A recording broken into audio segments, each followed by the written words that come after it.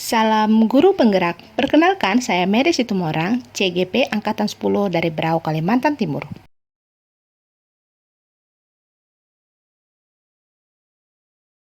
Calon guru penggerak pada hari ini. Nah, kami di sini selaku penggerak kombel di sekolah tentu saja sangat menyambut baik dan mendukung acara yang dilakukan atau kegiatan yang dilakukan oleh Ibu Mary selaku calon guru penggerak, karena kita di sini memang tujuannya adalah memfasilitasi semua, terutama khususnya guru-guru ya, tenaga pendidik, untuk bisa saling berbagi praktik baik. Jadi berbagi praktik baik ini bukan hanya CGP atau calon guru penggerak, siapapun di sini boleh berbagi praktik baik. Jadi untuk sekolah kita sudah mendaftar di sini sebagai yang kita punya kombel sendiri. Jadi kapanpun ya, siapapun, terutama guru di sini nanti suatu saat akan kita fasilitasi untuk bisa berbagi praktik baik. Jadi nanti kedepannya, karena pada awal semester akan datang itu kan nanti kita mulai lagi membuka RHK yang baru di PMM. Tentu kita butuh sertifikat-sertifikat. Nah, nanti di sekolah lah mungkin kita tidak perlu terlalu sibuk ya. Boleh saja kita ambil ilmunya juga dari luar, tetapi kita juga bisa berbagi dengan sesama teman-teman yang ada di sekolah. Paling tidak sertifikat kita mudah mendapatkan, tetapi dengan catatan memang aksi nyatanya kita lakukan di sekolah begitu. Jadi ilmunya kita sama-sama berbagi di sekolah. Jadi untuk apa kita dulu berbagi keluar ya kan? Lebih baik kita bagikan ilmu itu di dalam lingkungan sekolah kita sendiri. Jadi kita maju dulu di sekolah kita, baru kita bisa berbagi keluar. Jadi seperti itu. Jadi kami berterima kasih hari ini Ibu Mary sudah berbagi praktik baik, dan ini juga sebagai tugas kami karena kami adalah penggerak kombel di sekolah.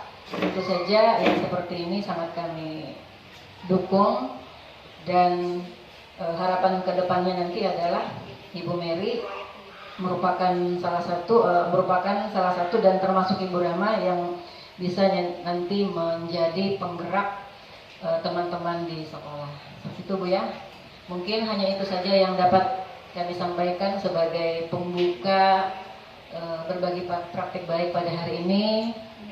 Mohon Bapak Ibu nanti bisa mendengarkan dan memperhatikan, karena kami yakin bahwa apa yang disampaikan oleh Ibu Mary ini tentu akan bisa menambah pengetahuan dan wawasan kita di dalam kita menjalankan tugas kita sebagai, apakah kita sebagai tenaga pendidik atau tenaga kependidikan. Mungkin hanya itu saja yang dapat saya sampaikan. Kurang lebihnya mohon maaf. Assalamualaikum warahmatullahi wabarakatuh. Selanjutnya saya serahkan sepenuhnya kepada calon guru penggerak SMP Negeri 1 Gunung Tabur, Ibu Mary. Waktu dan tempat dipersilakan.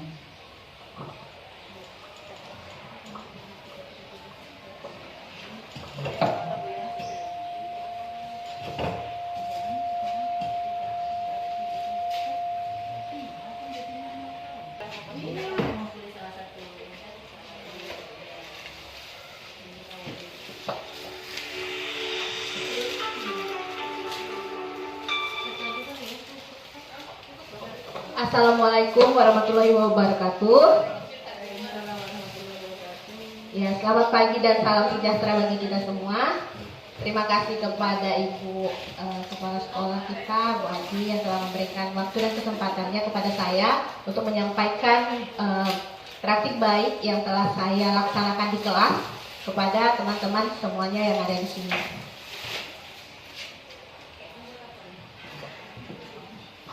Bapak Ibu, hari ini saya ingin berbagi tentang yang namanya budaya positif. Namun sebelumnya saya ingin melihat dulu ya, apakah saat ini kita dalam keadaan berbahagia, apakah kita adalah guru-guru berbahagia?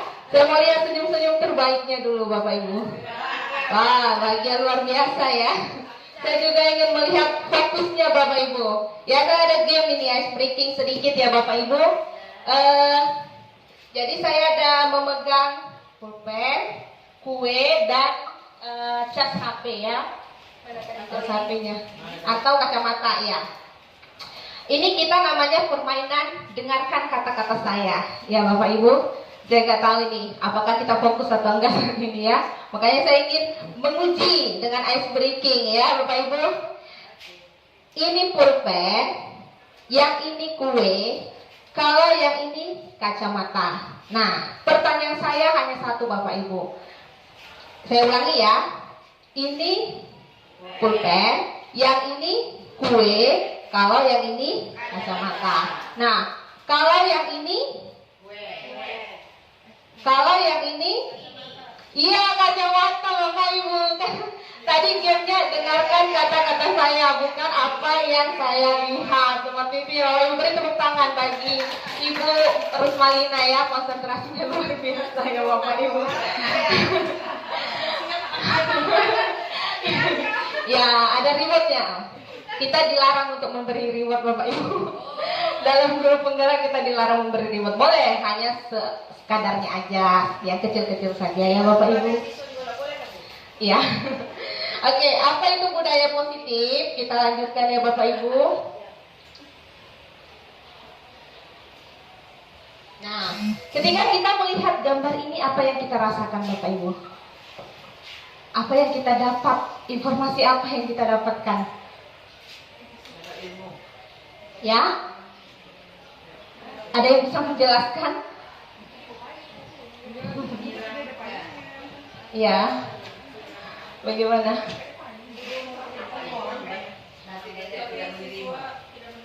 Iya, iya. Bu Rusmaliuna berkata, kalau guru di sini menyampaikan pembelajaran tapi siswa-siswanya tidak menerima. Iya. Luar biasa ya Bapak Ibu. Lagi-lagi Bu Rusmaliuna ya. Ya, konsentrasinya sangat high ya. Oke. Nah, di sini ada sosok orang dewasa ya Bapak Ibu, dan di depannya adalah sosok anak-anak. Nah, orang dewasa ini sepertinya pendidikannya sangat tinggi ya, karena ada topi wisudanya. Ya, nggak tahu ya ini S1, S2, S3 atau S berapa ya Bapak Ibu. Tapi ini adalah sosok dewasa yang sangat jenius ya kayaknya ya, kalau dilihat dari pendidikannya ya Bapak Ibu. Tapi di bawahnya itu ada anak-anak yang sama sekali tidak punya topi wisuda seperti itu. Dia mengatakan di situ, I'm teaching, saya mengajar katanya. Ya terserah kalian mau ngerti nggak ngerti, yang penting saya mengajar ya. Dia siram-siram begitu. Nah, karena ini adalah paradigma lama Bapak Ibu, anak-anak itu menurutnya itu hanyalah sebuah gelas-gelas kosong ya kan. Nah, yang dituangi air gitu ya. Nah, itu adalah paradigma lama. Nah, jadi kita sebagai generasi terkini ya, anak-anak kita yang adalah generasi terkini, kita harus tahu juga ya, apa sebenarnya sih yang dibutuhkan anak-anak kita. Jangan sampai kita seperti sosok dewasa tadi ya Bapak Ibu, mengajar hanya mengajar tapi tidak ada manfaatnya, tidak ada faedahnya ya. Sayang sekali ya Bapak Ibu. Nah, kita lihat filosofi pendidikan menurut Ki Hajar Dewantara. Ki Hajar Dewantara ini adalah bapak nasional pendidikan kita ya. Tapi luar biasa Bapak Ibu, sampai sekarang ya filosofinya masih kita gunakan. Nah, kita lihat apa katanya. Tujuan pendidikan itu sebenarnya adalah menuntun kodrat anak Bapak Ibu, menuntun kodrat yang ada pada anak agar mereka dapat mencapai keselamatan dan kebahagiaan yang setinggi-tingginya. Hanya itu Bapak Ibu. Kita itu hanya menuntun sesuai dengan kodrat anak ya. Kodrat itu ada dua Bapak Ibu. Ada namanya kodrat zaman dan kodrat alam. Kodrat zaman itu seperti apa?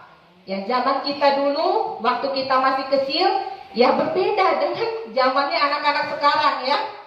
Jangan kita pikir, oh anak dulu kan baik-baik ya, apa aja disampaikan ngerti gitu. Kenapa anak sekarang ini bandel-bandel betul gitu ya? Sebenarnya bukan bandel Bapak Ibu, karena mereka lebih pintar daripada kita Bapak Ibu ya. Kita dulu nggak ngerti HP, jadi ketika kita belajar ya udah kita diam aja. Nah, anak sekarang udah ngerti HP, udah ngerti YouTube ya kan, TikTok. Nah, menurutnya lebih menarik itu daripada apa yang kita sampaikan gitu ya Bapak Ibu. Makanya kita kelihatan, oh anak-anak itu bandel, padahal enggak ya. Jadi anak-anak sekarang bukanlah kertas kosong Bapak Ibu. ya, berbeda. Anak-anak sekarang itu bukanlah gelas kosong, ya. Sumber pelajaran itu ada di mana-mana. Begitu ya Bapak Ibu? Setuju nggak dengan yang saya sampaikan? Setuju. Sekarang ini bandel-bandel betul gitu ya. Sebenarnya bukan bandel Bapak Ibu, karena mereka lebih pintar daripada kita Bapak Ibu ya. Kita dulu nggak ngerti HP, jadi ketika kita belajar ya udah kita diam aja. Nah, anak sekarang udah ngerti HP, udah ngerti YouTube ya kan, TikTok. Nah, menurutnya lebih menarik itu daripada apa yang kita sampaikan gitu ya Bapak Ibu. Makanya kita kelihatan anak-anak itu bandel, padahal enggak ya. Jadi anak-anak sekarang bukanlah kertas kosong Bapak Ibu, ya, berbeda. Anak-anak sekarang itu bukanlah gelas kosong, ya. Sumber pelajaran itu ada di mana-mana. Begitu ya Bapak Ibu? Setuju nggak dengan yang saya sampaikan? Setuju ya? Iya. Sama dengan anak-anak kita di rumah ya, pasti lebih pintar kan daripada kita di usianya gitu ya Bapak Ibu.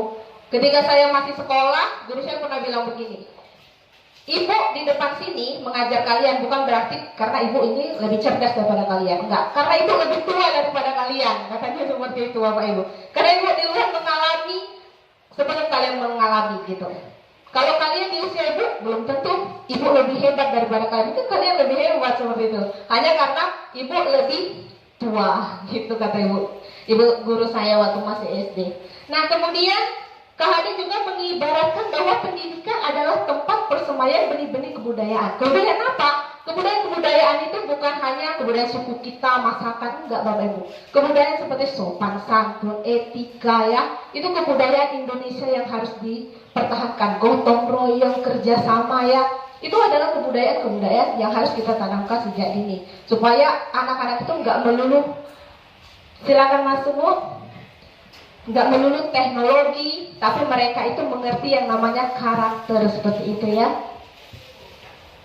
Nah, itu adalah filosofi pendidikan menurut Ki Hajar Dewantara. Nah, kita lihat paradigma lama dan paradigma yang baru ya, supaya kita sebagai guru mengerti tentang kebutuhan anak sesuai dengan kodrat zaman.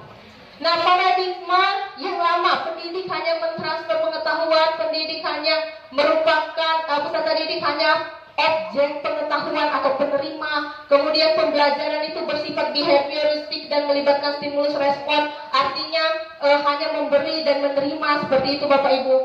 Kemudian peserta didik dalam keadaan kosong, keterampilan dan pengetahuannya diperoleh tanpa konteks ya, terima aja gitu, nggak penting gitu efeknya apa, nggak penting. Itu adalah paradigma lama.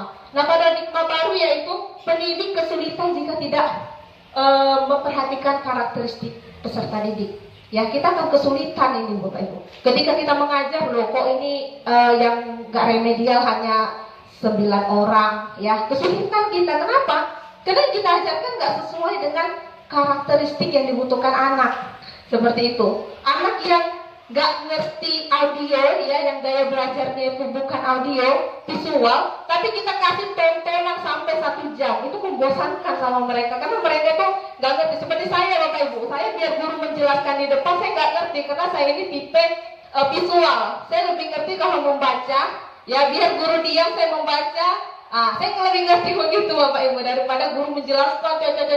Nah, saya ini tipe visual. Nah, seperti itu juga anak-anak Bapak Ibu. Ada yang audio visual kinestetik ya, yang lebih senang dengan bekerja kelompok, bekerja sama, lihat langsung barangnya ya, lihat langsung bendanya. Nah, itu kita akan kesulitan kalau kita nggak ngerti tentang karakteristik anak. Kemudian yang kedua, peserta didik menjadi fokus utama dalam pendidikan. Bahan ajar bersifat kognitif. Nah, yang nomor 2 ini yang paling penting Bapak Ibu. Ya, jadi saya di guru penggerak itu belajar 1 modul aja, makanya ini adalah baru selesai 1 modul, tapi ada 4 subbab ya. Yang pertama filosofi KHD, kedua nilai dan peran guru penggerak, ketiga visi misi guru penggerak, dan ini terakhir budaya positif. Nah, keempat-empat itu sangat penting ya. Tapi intinya yaitu kita itu mengajar, yaitu menghamba pada anak. Bayangkan Bapak Ibu, luar biasa ya, tujuan pendidikan kita mulia sekali. Kita tuh menghamba pada anak ya. Kita yang berpendidikan ini, tapi kita menghamba pada anak gitu. Karena apa? Karena peserta didik menjadi fokus utama dalam pendidikan kita ya Bapak Ibu.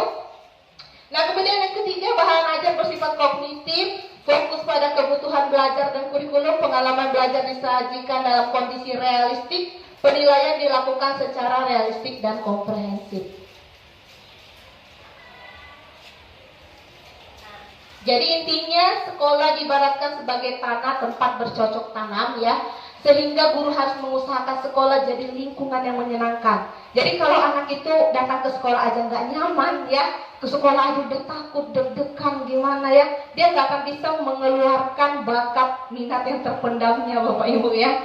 Mungkin dia jadi takut, pemalu ya, atau udah ikut aja gitu. Yang penting diam aja di kelas, itu udah bagus itu nilainya. Dia nggak bisa ngapain-ngapain ya. Nah, karakter murid tumbuh dengan baik sesuai dengan profil pelajar Pancasila. Jadi tujuan kita yaitu bagaimana supaya nilai-nilai kebajikan universal yang ada di pelajar Pancasila tadi bisa terlaksana dalam anak-anak tadi. Seperti itu.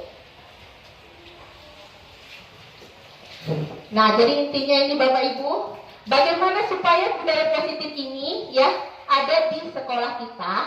Yaitu yang pertama itu kita lingkungannya juga harus positif. Di sekolah ini juga sudah ada namanya 5S ya kan. Di setiap kelas juga ada gambar-gambar, poster-poster 5S ya, senyum, sapa, salam, santun ya kan.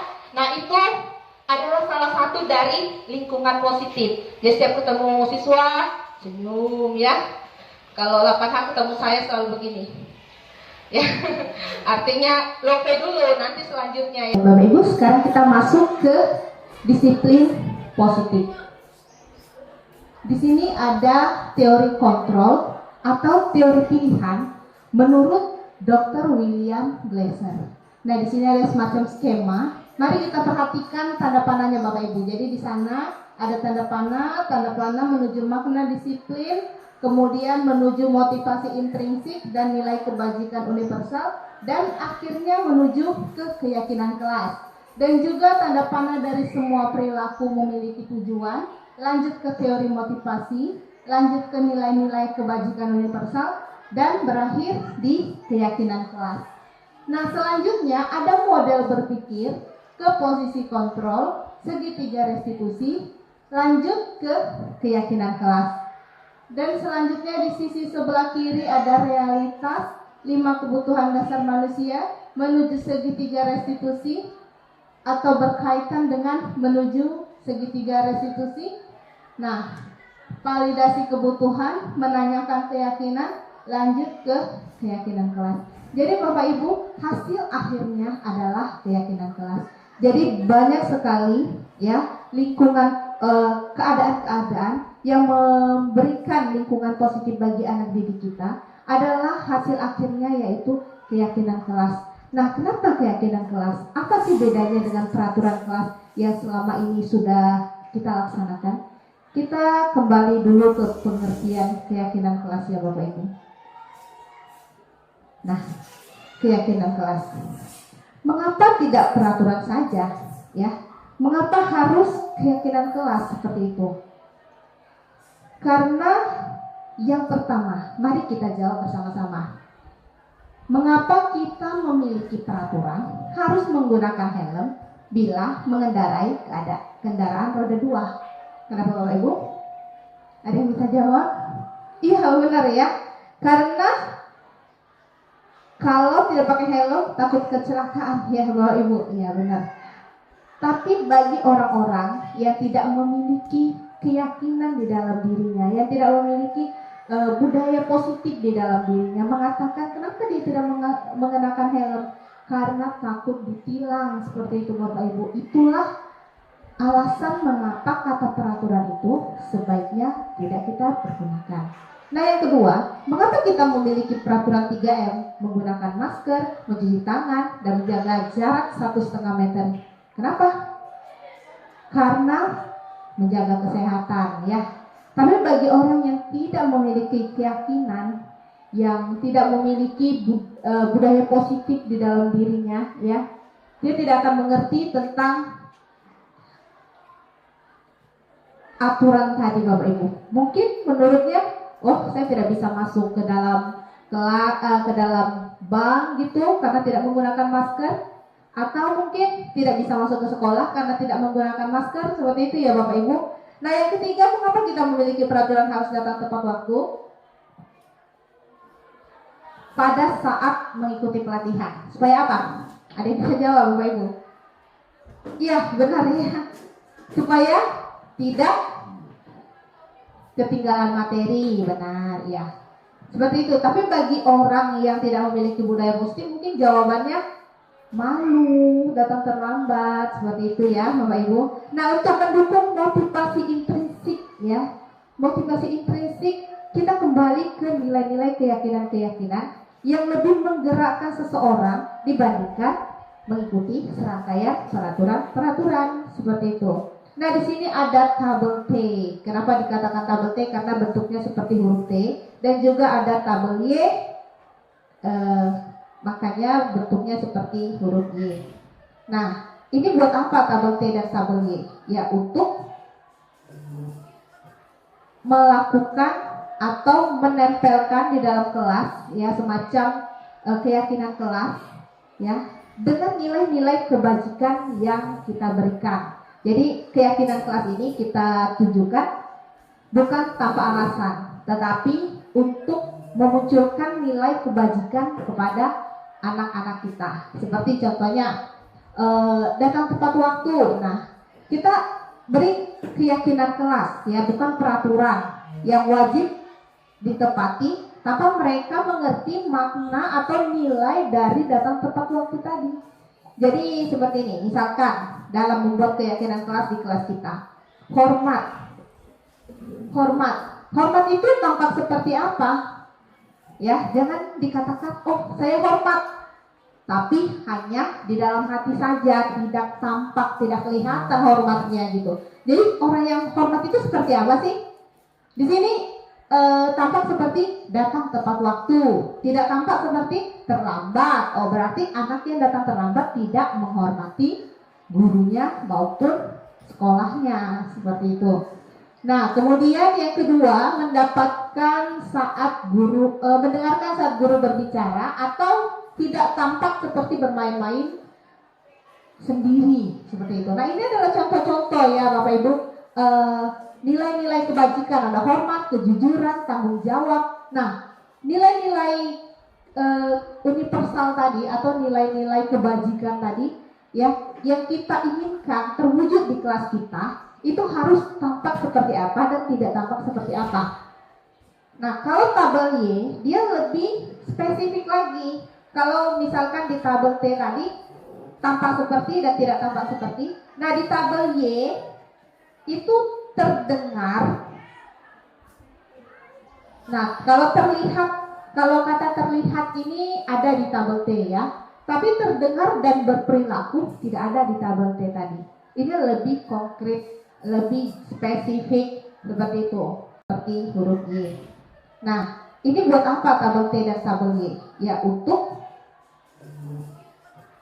melakukan atau menempelkan di dalam kelas ya, semacam keyakinan kelas ya, dengan nilai-nilai kebajikan yang kita berikan. Jadi keyakinan kelas ini kita tunjukkan bukan tanpa alasan, tetapi untuk memunculkan nilai kebajikan kepada anak-anak kita. Seperti contohnya datang tepat waktu. Nah, kita beri keyakinan kelas ya, bukan peraturan yang wajib ditepati tanpa mereka mengerti makna atau nilai dari datang tepat waktu tadi. Jadi seperti ini, misalkan dalam membuat keyakinan kelas di kelas kita, hormat itu tampak seperti apa? Ya, jangan dikatakan, oh saya hormat, tapi hanya di dalam hati saja, tidak tampak, tidak kelihatan hormatnya gitu. Jadi orang yang hormat itu seperti apa sih? Di sini tampak seperti datang tepat waktu, tidak tampak seperti terlambat. Oh, berarti anak yang datang terlambat tidak menghormati gurunya maupun sekolahnya, seperti itu.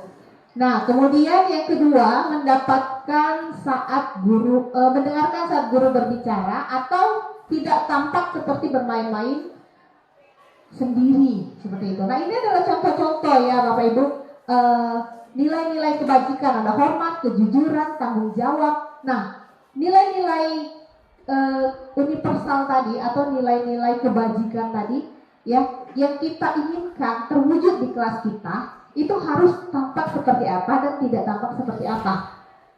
Nah, kalau tabel Y dia lebih spesifik lagi. Kalau misalkan di tabel T tadi tampak seperti dan tidak tampak seperti. Nah, di tabel Y itu terdengar. Nah, kalau kata terlihat ini ada di tabel T ya. Tapi terdengar dan berperilaku tidak ada di tabel T tadi. Ini lebih konkret, lebih spesifik seperti itu. Jadi contohnya, yang terlihat saling memberikan dukungan untuk kebersihan kelas. Yang terdengarnya seperti apa?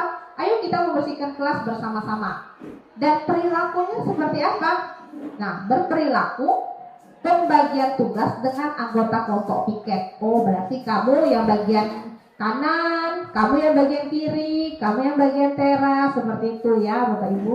Jadi harus spesifik itu gitu. Skema tadi Bapak Ibu. Nah, dari teori kontrol tadi, Anda tidak bisa mengontrol orang lain, hanya Anda yang bisa mengontrol diri Anda sendiri. Mungkin kita merasa, oh saya bisa mengontrol siswa yang ini gitu. Tapi sebenarnya Bapak Ibu, Ibu tidak bisa mengontrol mereka. Hanya mengontrol mereka sesaat saja, tapi tidak bisa mengontrol mereka sepenuhnya. Jadi seperti ini contohnya ya. Misalkan kita melarang anak kita untuk mengeluarkan baju dari celana seperti itu. Nah, kita paksa mereka, kita kontrol mereka, jangan harus memasukkan baju, jangan dikeluarkan seperti itu. Nah, kita tidak memberitahu nilai-nilai kebajikan, hanya semacam peraturan. Nah, ketika kita pergi, apa yang terjadi Bapak Ibu? Dia akan mengeluarkan bajunya seperti itu. Nah, sehingga kita tidak bisa mengontrol mereka secara penuh. Seperti juga di peraturan-peraturan yang selama ini terjadi di sekolah kita ya. Banyak sekali peraturan-peraturan yang ada di sekolah kita. Apabila nilai-nilai kebajikan tidak turut serta kita tanamkan dalam nilai peraturan tersebut, apa yang terjadi Bapak Ibu? Ketika mereka keluar dari sekolah ini, maka mereka pun tidak akan melakukan peraturan-peraturan yang sudah kita laksanakan di sekolah ini. Tetapi apabila kita, ya contohnya tadi rasa hormat, nilai kebajikan rasa hormat, kita laksanakan keyakinan kelas, kita laksanakan keyakinan sekolah, dan mengikut sertakan nilai-nilai kebajikannya yaitu hormat, maka sampai mereka dewasa pun mereka akan mengingat dan memiliki karakter hormat tadi Bapak Ibu. Nah, makna disiplin yang sesungguhnya, belajar kontrol diri dengan menggali potensi kita agar tercapai tujuan mulia, yaitu sesuatu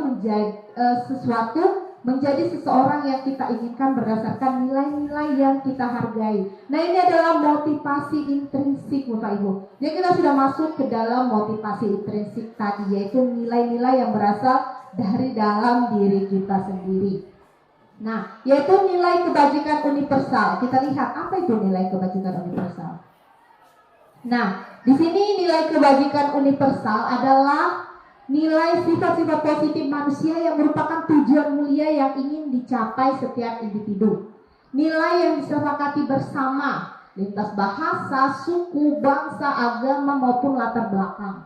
Kemudian yang terakhir adalah contoh profil pelajar Pancasila, yaitu apa? Beriman, bertakwa kepada Tuhan Yang Maha Esa, berkebinekaan global, bergotong royong, berpikir kritis, kreatif. Nah, ini adalah salah satu nilai kebajikan yang bisa kita masukkan ke dalam nilai-nilai kebajikan universal yang akan pada akhirnya memantapkan keyakinan kelas di menjadi karakter peserta didik kita. Seperti itu ya Bapak Ibu. Nah, jika kita berangkat dari sisi sebelah kanan, sekarang kita berangkat dari sisi yang tengah bagian kanan. Menurut teori kontrol, semua perilaku memiliki tujuan. Apapun yang kita lakukan, harus ada tujuannya. Seperti itu. Demikian juga yang ada di pikiran anak didik kita. Ngapain saya melakukannya? Ngapain? Nah, kalau kita hanya sebatas memberikan paksaan atau memberikan suntikan, kamu harus melakukan ini, tanpa kita memberitahu tujuan, maka mereka tidak akan melakukannya. Maka kita tidak akan bisa mengontrol mereka seperti itu. Nah, dalam menunjukkan tujuan, ya, memberikan tujuan kepada mereka, kita kenal namanya teori motivasi. Jadi ini adalah satu teori yang bisa kita masukkan, ya Bapak Ibu, ke dalam penjelasan kita kepada anak didik tentang tujuan mereka melakukan sesuatu seperti itu. Nah, teori motivasi ini ada 3. Ada untuk menghindari hukuman, untuk mendapatkan imbalan, dan untuk menghargai diri sendiri. Nah, yang bagian untuk menghindari hukuman, ya, otomatis seperti contoh yang saya katakan tadi, ketika guru memberi peraturan kepada anak didik dan mereka wajib melakukannya, mereka akan melakukan karena takut mendapatkan hukuman, ya kan? Nah, itu adalah motivasi ekstrinsik, motivasi dari luar. Dan motivasi ekstrinsik ini kira-kira melanjut ke panah yang mana Bapak Ibu? Tidak ada Bapak Ibu. Kenapa? Karena hanya berlaku sementara saja, ya. Karena hanya berlaku sementara aja.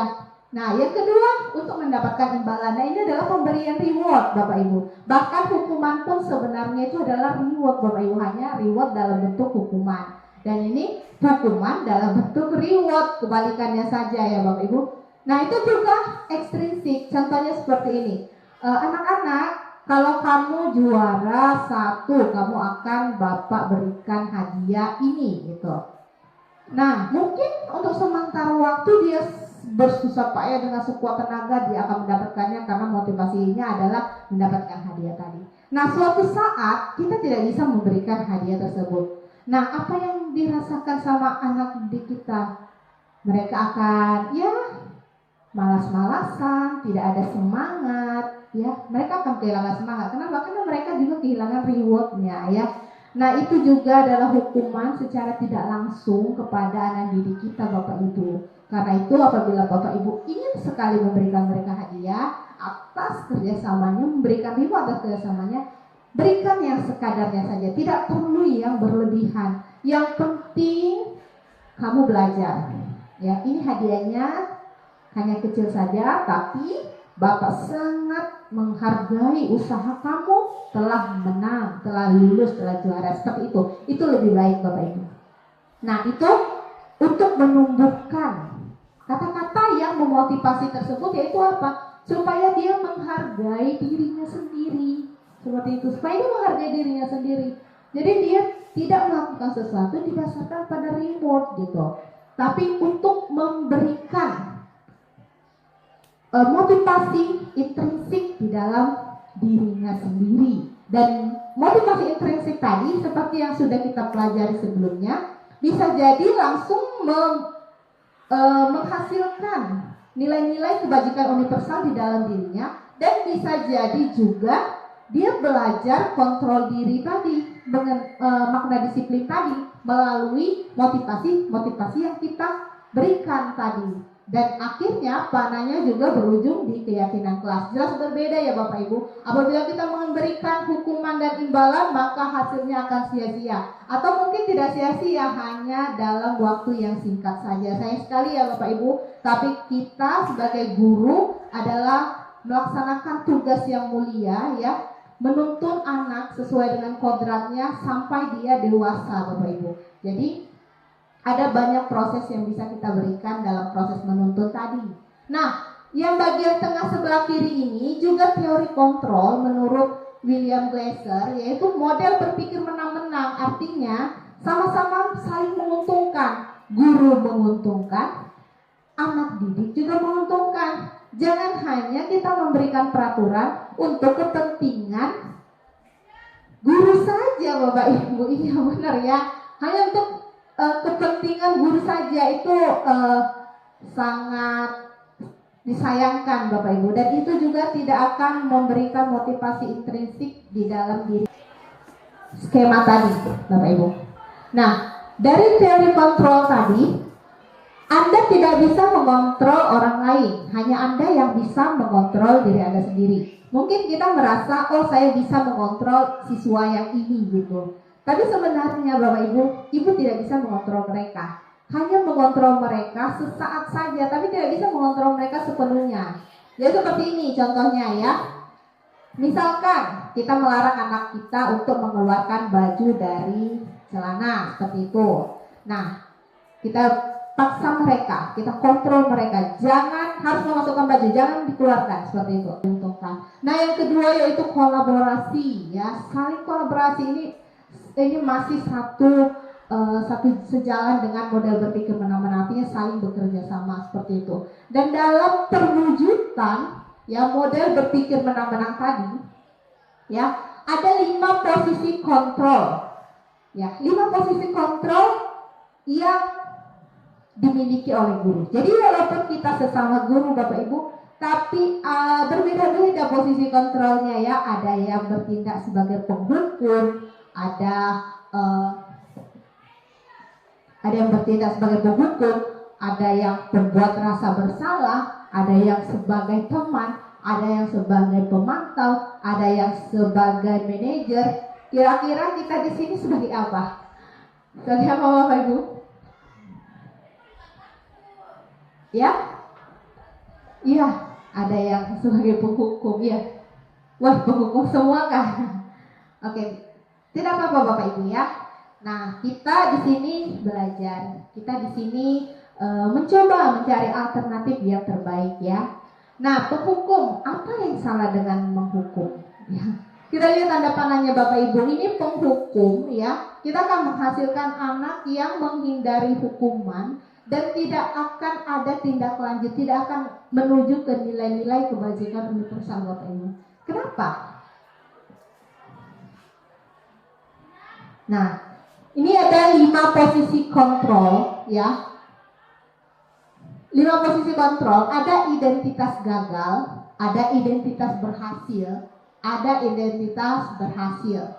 Nah, di dalam kurung itu ada kontrol dari luar, dan kontrol diri. Nah, kalau kita lihat penghukum itu masuk ke kategori menghindari hukuman. Jadi murid ya, apabila kita adalah sosok guru yang menghukum ya, kita akan mendapati murid kita adalah murid-murid yang menghindari hukuman. Demikian juga yang sosok guru yang memiliki teori kontrol pembuat rasa bersalah. Ya, pembuat rasa bersalah. Contohnya penghukum menghardik ya. Guru berbuat, di situ ada tulisan guru berbuat, menghardik ya, menunjuk-nunjuk seperti ini Bapak Ibu. Menyakiti, menyindir. Nah, ini adalah penghukum. Ini adalah perilaku yang dilaksanakan oleh guru-guru penghukum. Apabila dia mulai nyindir-nyindir ya, itu masuk ke penghukum. Mulai menyakiti, gitu. Itu namanya penghukum. Mulai menunjuk-nunjuk seperti ini ya, itu penghukum. Atau menghardik, nah itu penghukum. Kalau membuat rasa bersalah seperti apa? Guru seperti apa itu yang membuat rasa bersalah? Yaitu berceramah. Selama di dalam kelas 2 jam pelajaran dipakai hanya untuk berceramah. Tidak ada tanya jawab, tidak ada diskusi, tidak ada mengerjakan tugas lisan seperti itu. Jadi dia hanya memberikan stimulus respon. Nah seperti itu. Kemudian mengatakan seharusnya kamu itu seperti ini, seharusnya kamu itu seperti ini. Ibu kecewa sama kamu. Itu adalah salah satu dari pembuat rasa bersalah. Atau guru berkata seperti ini Bapak Ibu. Kalau kamu seharusnya ya, kamu sudah tahu kan, ibu lelah sekali mengatakannya kepadamu. Ibu sudah berulang-ulang mengatakannya kepada kamu. Nah itu pembuat merasa bersalah. Kemudian juga memberontak ya, menyalahkan selalu Bapak Ibu. Nah itu adalah contoh-contoh hal-hal perilaku yang kita lakukan apabila kita adalah seorang penghukum dan pembuat rasa bersalah. Nah, apa yang terjadi? Apa dampaknya pada murid ya? Dampaknya pada murid, mungkin murid berkata, biarkan saja, nanti juga marah-marah lagi. Nah, karena apa? Karena sudah kebal. Ya, perilaku penghukum itu memberikan rasa kebal kepada murid karena kita selalu melakukannya berulang-ulang, dan hal-hal yang berulang-ulang itu adalah membosankan Bapak Ibu ya. Nah, sehingga dengan rasa bosannya siswa berkata, biarkan saja, nanti juga marah-marah lagi gitu.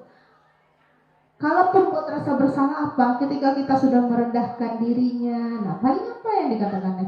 Saya minta maaf, tapi apakah berubah? Nah, kalau kita memperhatikan skema tadi tidak ada perubahan Bapak Ibu, ya.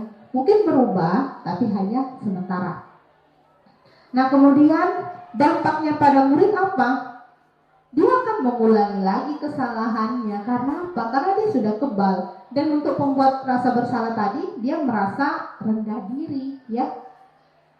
Dia akan merasa, aduh, aku ini ternyata murid paling bodoh di sekolah ini. Aku ini murid paling bandel di sekolah ini. Aku nggak bisa berbuat apa-apa di sekolah ini. Dan dia tidak akan melakukan apa-apa karena dia merasa rendah diri, ya.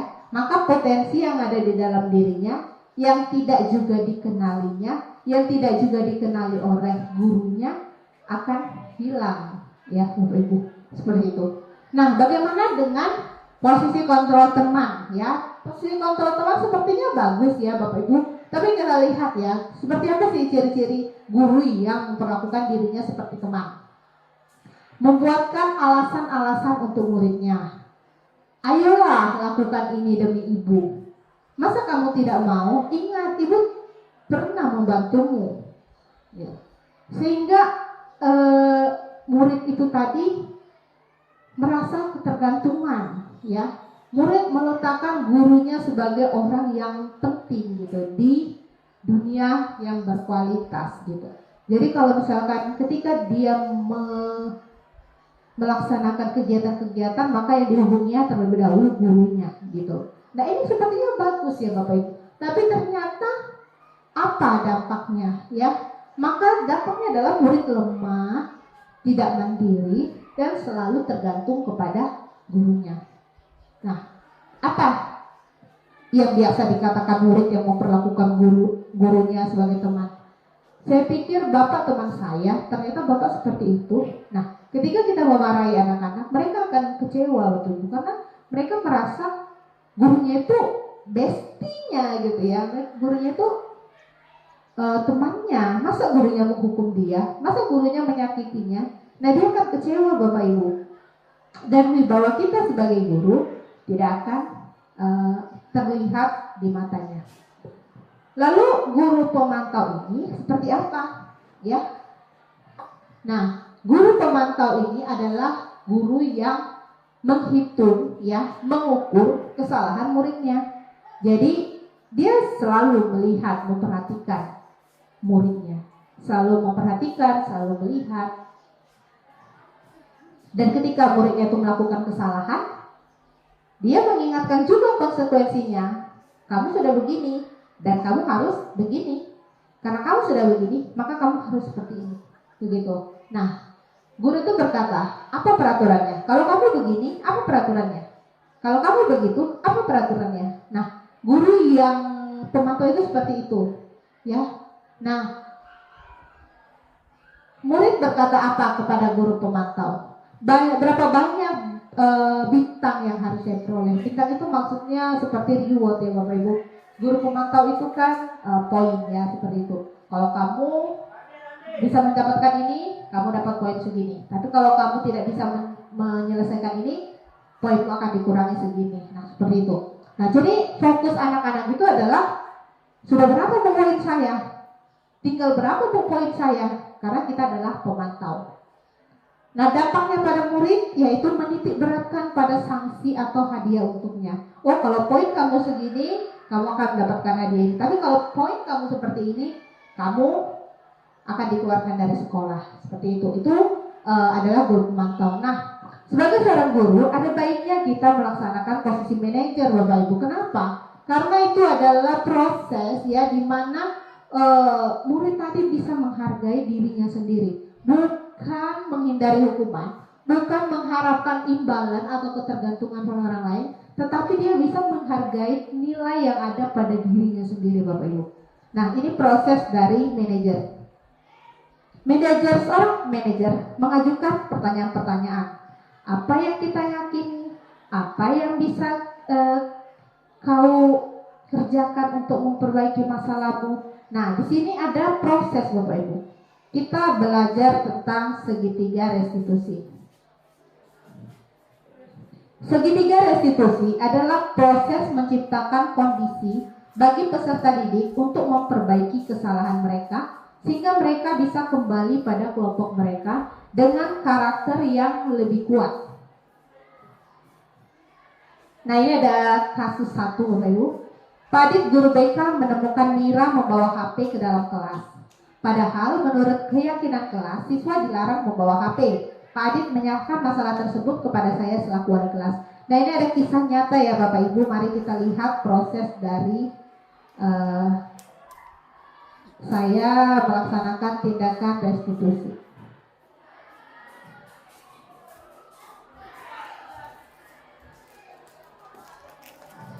Nah, di sini ada Pak Adit, guru BK, ya, menemukan Mira ini sedang membawa HP ke dalam kelas. Dan menurut keyakinan kelasnya kan dilarang membawa HP. Maka apa yang harus kita lakukan sesuai dengan segitiga restitusi, yaitu kita memvalidasi. Nah, yang kedua yaitu kolaborasi, ya, saling kolaborasi ini masih satu sejalan dengan model berpikir menang-menang, artinya saling bekerja sama seperti itu. Dan dalam perwujudan ya model berpikir menang-menang tadi, ya ada 5 posisi kontrol, ya 5 posisi kontrol yang dimiliki oleh guru. Jadi walaupun kita sesama guru Bapak Ibu, tapi berbeda-beda posisi kontrolnya ya. Ada yang bertindak sebagai penghukum, ada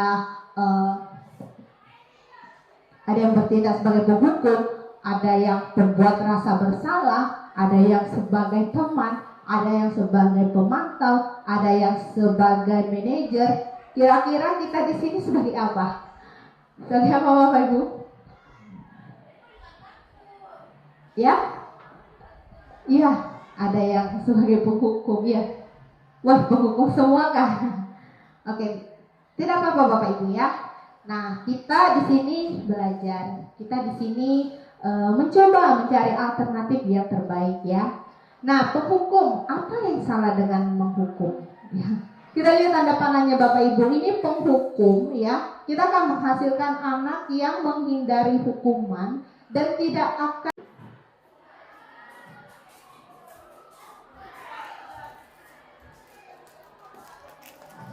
Nah, di sini ada Pak Adit, guru BK, ya, menemukan Mira ini sedang membawa HP ke dalam kelas.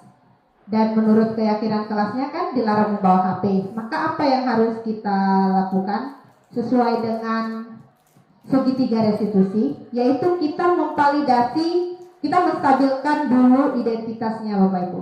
Jadi di sini saya tanyakan, tahukah kamu alasan ibu memanggil kamu? Katanya, tahu Bu, karena Pak Adit menemukan saya menggunakan HP di dalam kelas. Nah, sesudah kita menanyakan seperti itu, apa tindak selanjutnya?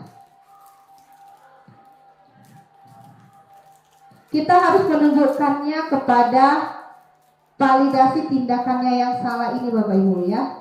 Kita harus menunjukkannya dengan cara, kamu tahu tidak keyakinan kelas apa yang kamu langgar ketika kamu membawa HP di dalam kelas.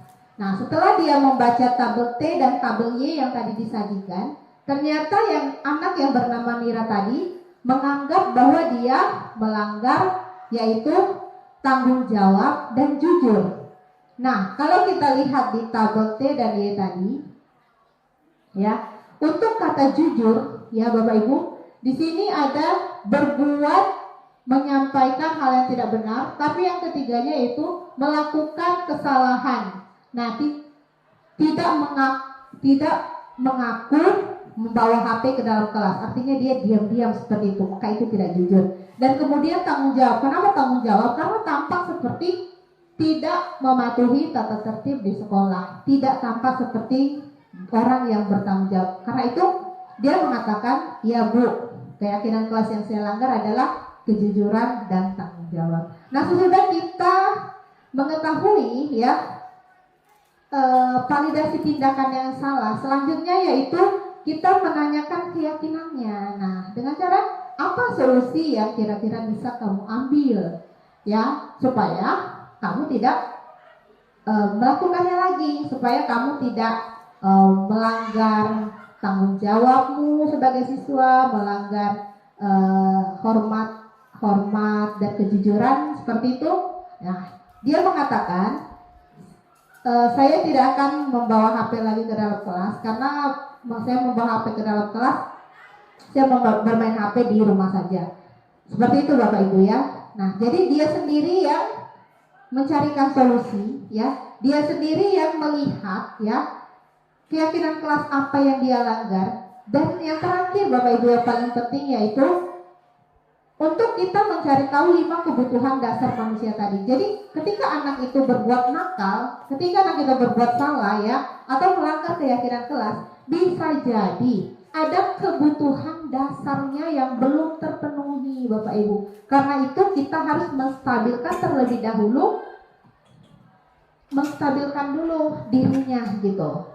Karena kalau kita langsung marah-marah gitu, pasti alasan yang dia berikan itu jadi sesuka hati ya, tidak masuk akal, atau alasan yang dibuat-buat seperti itu. Kita tidak akan bisa melihat 5 kebutuhan dasarnya kalau kita langsung mengambil posisi kontrol guru sebagai penghukum, atau mengambil posisi kontrol guru pembuat rasa bersalah. Kita langsung marah-marah bilang, kamu itu percuma aja orang tuamu kerja, banting tulang, tahu-tahu kelakuanmu seperti ini di sekolah. Nah, itu pembuat rasa bersalah. Nah, kalau kita mengatakan seperti itu, kita tidak akan bisa melihat 5 kebutuhan dasar si anak tadi yang belum terpenuhi Bapak Ibu.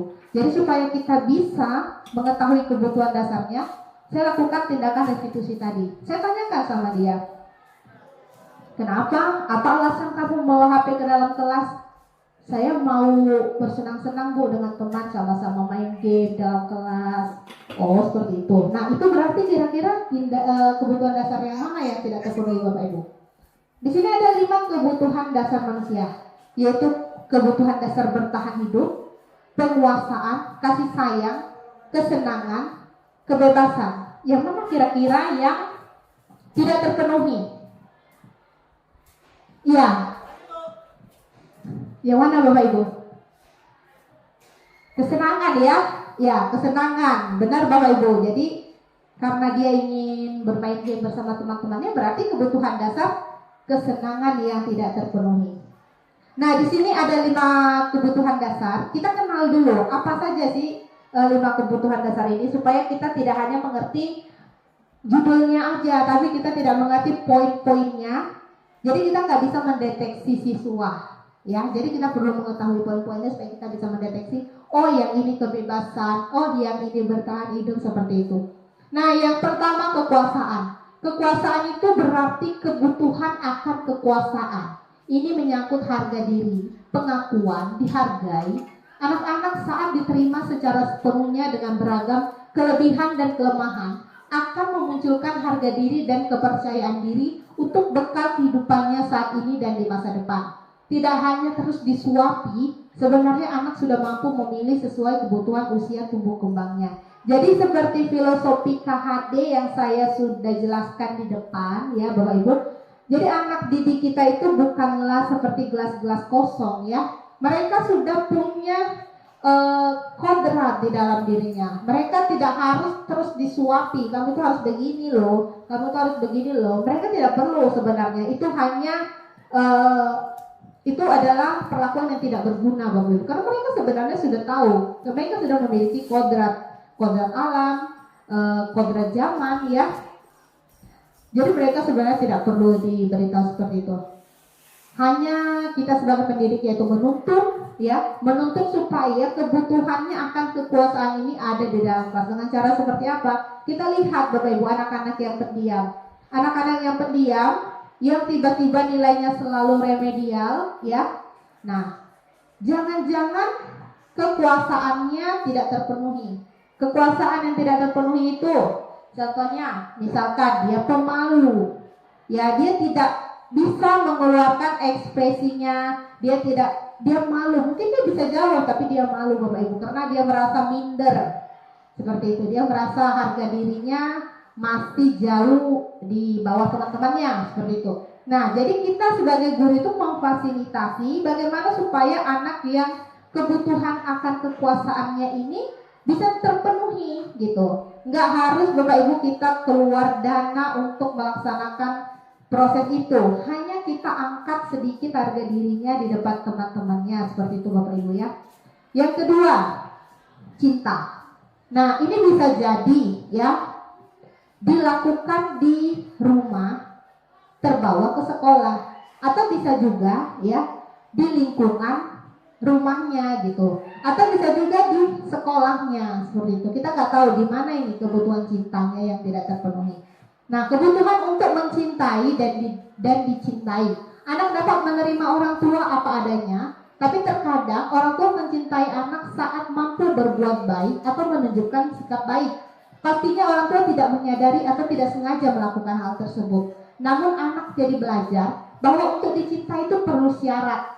Orang tua perlu memberikan teladan bahwa mencintai bisa tanpa alasan apapun. Nah, ini adalah teori yang ada di benak anak-anak. Orang tuaku itu iya mencintai aku, tapi karena aku saat ini di posisi seperti ini. Kalau aku tidak di posisi seperti ini, mungkin orang tuaku akan membuang aku gitu.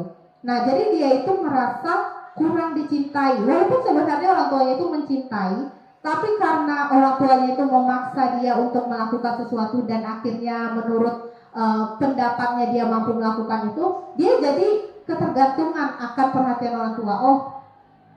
Saya ini diperhatikan guru saya karena saya seperti ini. Coba saya tidak seperti ini, mungkin saya nggak akan diperhatikan guru saya. Nah, jadi kita sebagai guru harus menunjukkan bahwa kita mencintai, bahkan kelemahan anak itu pun kita harus cintai Bapak Ibu. Contohnya ketika kita menemukan anak yang pendiam, kita juga cintai pendiamnya dengan cara kita berikan kata-kata hiburan gitu, kata-kata motivasi. Tong kosong nyaring bunyinya, atau diam itu emas, seperti itu. Jadi dia menghargai, walaupun aku pendiam ternyata ada nilainya juga di mata guruku, seperti itu. Atau anak-anak yang mungkin sering sakit gitu kan. Nah, jadi kita harus beri perhatian kepada mereka. Kita tunjukkan kepada mereka bahwa kita mencintai bahkan kelemahan mereka. Tidak hanya karena mereka nilai 100 terus kita puji, beri tepuk tangan bagi ini karena nilainya 100. Tapi ketika nilai itu tidak 100, maka guruku tidak mencintaiku lagi, seperti itu. Nah, hal-hal seperti ini harus kita hilangkan ya Bapak Ibu.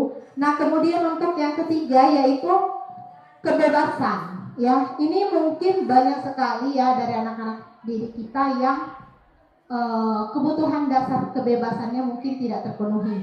Anak dapat mulai diberikan kebebasan yang bertanggung jawab sesuai dengan usia perkembangannya. Tidak semua hal dibantu dan disediakan oleh orang dewasa. Saat anak-anak diberikan kebebasan yang diizinkan oleh orang tua, maka anak menjadi pribadi yang mandiri, mau mencoba inisiatif. Orang tua juga semakin percaya untuk memperluas tanggung jawab yang bisa diberikan kepada anak. Nah, kalau yang ini Bapak Ibu, kebebasan ini di sini artinya kita memberikan kebebasan kepada anak ya sesuai minat bakatnya. Dalam pelajaran kita adakan pembelajaran yang berdiferensiasi ya. Kalau kita merasa anak ini sepertinya IQ-nya lebih rendah daripada temannya, kita berikan pelajaran yang dengan kalimat-kalimat yang lebih sederhana gitu, yang lebih mudah dia mengerti, tanpa diketahui oleh temannya kalau ada perbedaan antara soal yang satu dengan yang lain, seperti itu Bapak Ibu. Nah, jadi kita memberi kebebasan anak. Kalau misalkan dia memang tidak mengerti, kita jelaskan secara audio, mari kita beri materi yang menjelaskan dia secara visual. Kalau dia tidak bisa menerima secara visual, kita beri secara kinestetik. Nah, beri dia kebebasan sehingga mampu memberikan kepuasan, mampu memberikan kebutuhan dasar kebebasan. Jangan sampai dia mencari kebutuhan dasar kebebasan ini dengan cara yang salah, seperti ya mungkin dia merasa bersikap otoriter di dalam kelasnya, suka mengganggu teman-temannya, seperti itu. Itu efek-efek dari kebutuhan dasar kebebasan yang tidak terpenuhi. Nah, yang keempat ini yaitu kesenangan.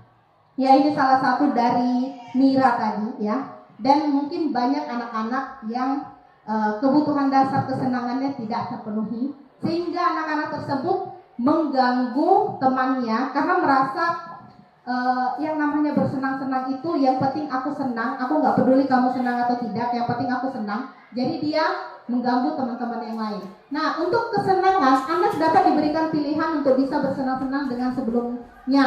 Orang tua perlu memberikan arahan dan masukan, hiburan yang baik atau tidak. Jadi kita arahkan, ada kesenangan ya. Kamu mau bersenang-senang kan? Iya.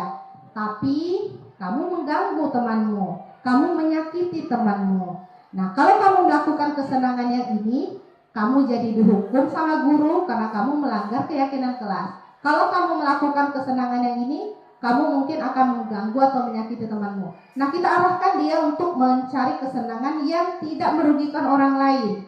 Ya, contohnya tadi seperti Mira, diarahkan untuk bagaimana kalau bermain HP-nya di rumah aja, seperti itu. Nah, terus juga kita jelaskan tentang batas-batas bermain HP.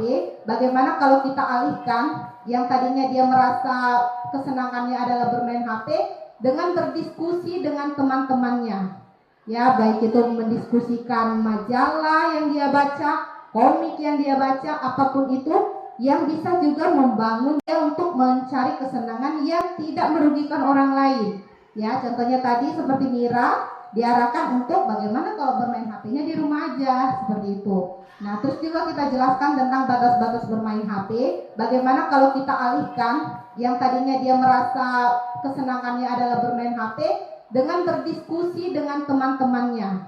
Ya, baik itu mendiskusikan majalah yang dia baca, komik yang dia baca, apapun itu yang bisa juga membangun nilai-nilai intrinsik di dalam dirinya. Jadi ada banyak jenis kesenangan yang bisa kita arahkan kepada anak sehingga dia tidak hanya bermain HP. Mungkin dia merasa bosan di sekolah ya, di kelas tidak ada guru, akhirnya dia memilih kesenangan yang lain. Nah, bisa kita arahkan begini. Kalau misalkan tidak ada guru, bagaimana kalau begini, seperti ini, nah seperti itu.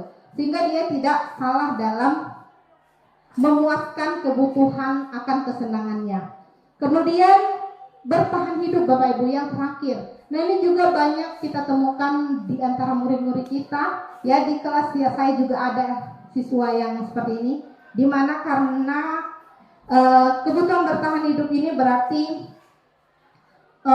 ketika kebutuhan sandang, pangan, dan papan anak tidak terpenuhi, maka anak akan memiliki waktu dan ruang untuk bereksplorasi lebih. Anak akan mampu bertahan maupun mencoba hal lain dalam hidupnya. Ya, jadi bertahan hidup ini ketika anak-anak yang berasal dari keluarga tidak mampu, seperti itu. Dan kalau anak-anak yang berasal dari keluarga tidak mampu, mungkin saja dia tidak ada kendaraan untuk berangkat ke sekolah sehingga dia sering alpa. Dan karena dia sering alpa, dia akhirnya ketinggalan pelajaran. Dan karena dia ketinggalan pelajaran, maka dia merasa dia adalah murid paling bodoh di kelas itu.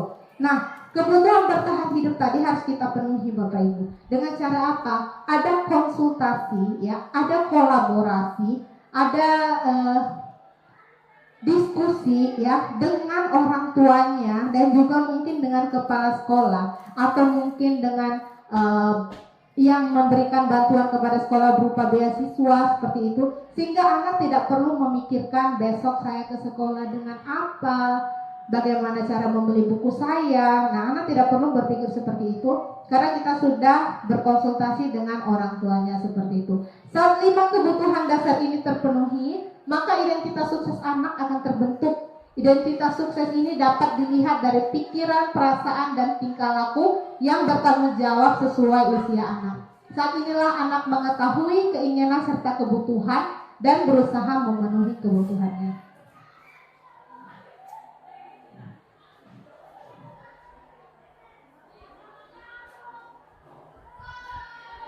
Baik, kita lihat Bapak Ibu setelah kita melakukan segitiga restitusi. Yang pertama tadi kita menstabilkan identitas supaya kita dapat memvalidasi kebutuhannya agar kebutuhan dasarnya bisa terpenuhi. sehingga keyakinan kelasnya juga bisa terpenuhi. Ya, saya pikir itu saja teori kedisiplinan positif yang ingin saya sampaikan. Apabila ada pertanyaan dari Bapak Ibu, saya persilahkan.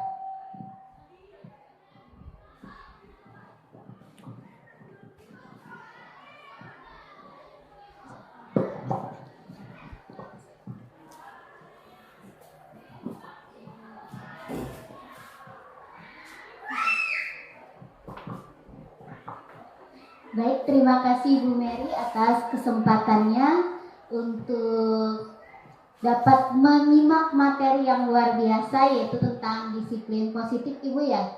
Nah, jadi dari materi-materi ini kembali menyadarkan kami para guru bagaimana seharusnya kami bersikap dan menangani siswa. Jadi ternyata selama ini terkadang mungkin yang kita lakukan itu masih ada yang berupa motivasi eksternalnya, tapi ternyata kita harus mulai menumbuhkan motivasi intrinsiknya. Kemudian juga untuk penanganan siswa itu yang mungkin selama ini kita cuma menanyakan kenapa alasannya, tapi ternyata harus ada tahapan berikutnya yang di sini kami mengenalnya dengan istilah segitiga restitusi. Jadi materi yang luar biasa.